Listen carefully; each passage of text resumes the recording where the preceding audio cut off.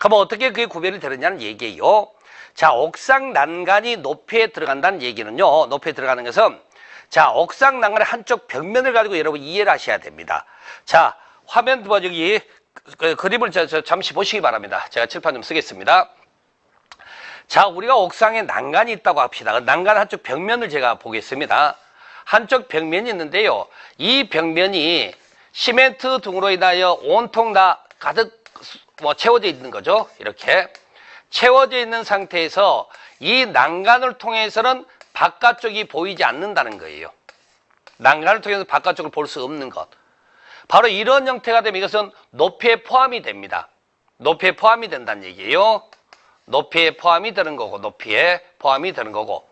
근데 옥상 난간의 한쪽 벽면을 보니까요. 한쪽 벽면을 보니까 예를 들어 이렇게 모양을 낸다고 할 수도 있겠지만은 이렇게 막 구멍이 뚫려 있네. 이렇게.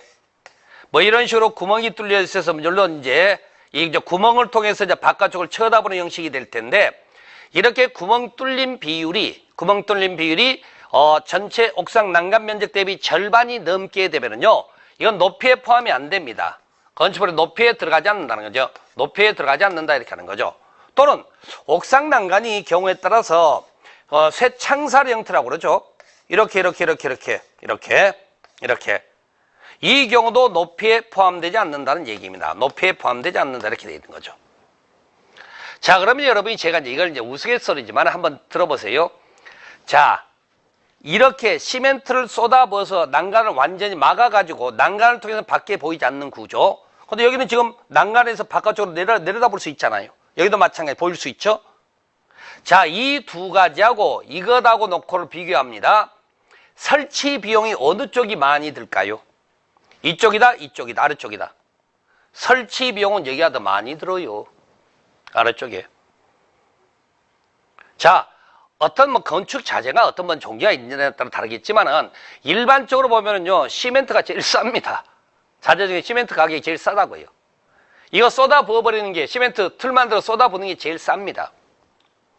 근데 왜 그러면은 건축을 하시는 분들께서는 경비 절감이 중요한 사항 아니겠습니까?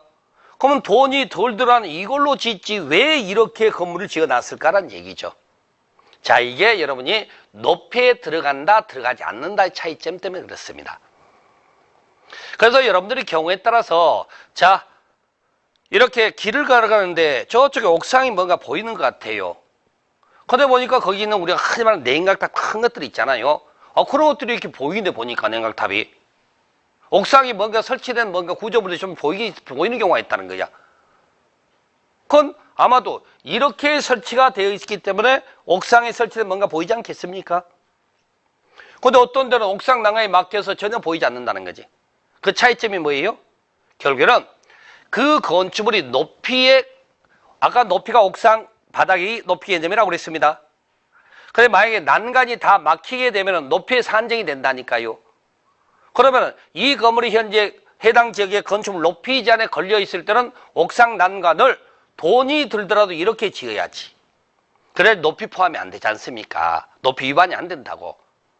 근데 이렇게 해버리는 건축물들은 높이하고 관계가 없는 게 아직은. 높이 제한을 받지 않는 부분이기 때문에 제일 싸게 돈 들였을 때 더 싸게 경비 투자되는 거 아니겠습니까? 바로 그런 형태로 내용을 조금은 이해를 하시라는 얘기입니다. 바로 이런 상태에서 우리가 이제 옥상 난간은 높이에 반영될 수도 있고 반영되지 않을 수도 있다라고 얘기를 하는 거고요. 그 다음 우리가 이제 건축물의 높이는 가로구역 높이가 기준입니다. 이때 가로구역 높이를 초과하면 안 돼요. 그런데 실제 건물이 지어진 걸 보니까 가로구역 높이보다 더 높아. 그럼 위반이다라고 얘기를 할 수 있는데 그게 아니고 그 1층을 보니까요 필로티 구조로 돼 있네. 1층 보면 필로티야. 그럼 필로티가 설치된 면적은 빼고 계산하는 거야. 빼고 계산. 그럼 예를 들어 자 80m 가로구역 높이입니다. 근데 실제 지평부터 상단 높이가 83m가 나왔네. 근데 필로티 부분을 보니까 4m 높이로 돼 있네.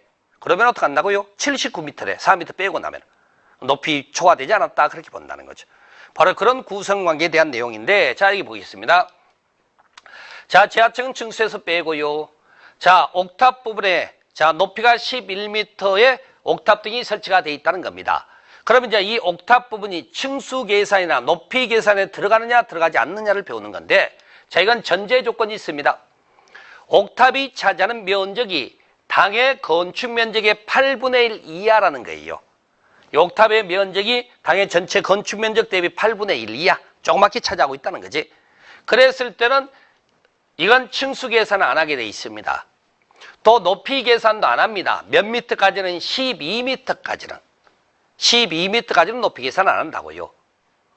그럼 만약에 이게 15미터면 어떻게 된다는 얘기죠?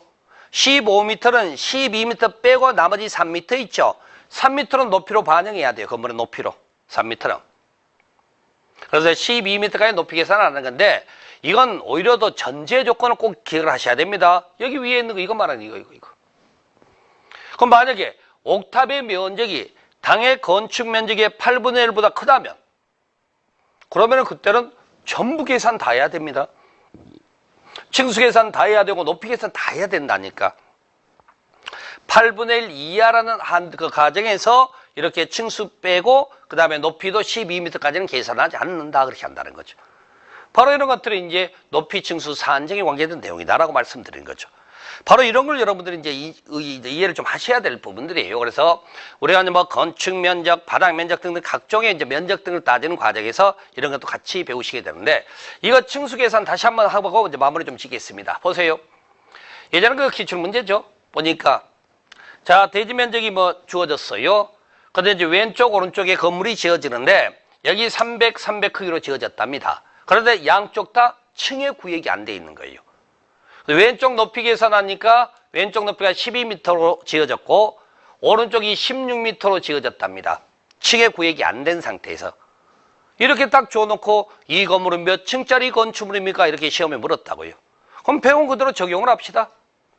자, 층의 구분이 안 된다면 4m가 1계층이라면서요. 그렇죠.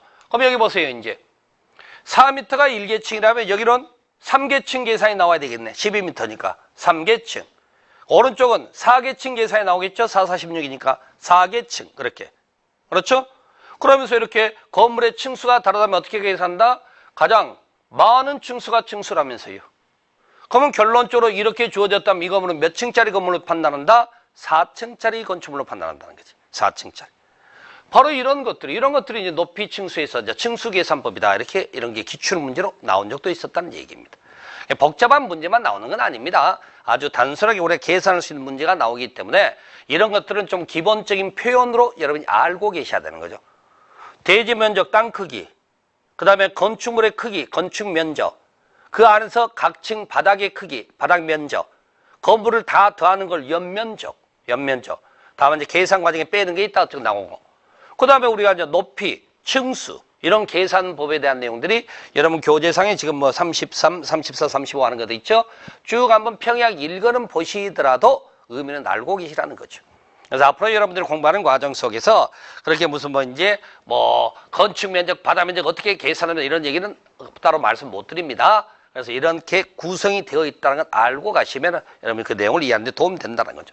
이것도 한 문제 형식이 맞아요. 문제 형식인데 일단 뭐 준비를 매년 하시는 부분이다라고 해서 따로 이것만 설명을 좀 드리게 됐습니다. 자, 이렇게 해서 우리가 이제 건축법에 있는 내용 중에서 여러 가지 뭐 건축 행위라든지 하는 것들하고 그다음에 이제 각종 면적 산정에 관한 것까지만 이번 과정에서 말씀드리게 됐습니다. 자, 이번 시간 여기까지 가겠습니다.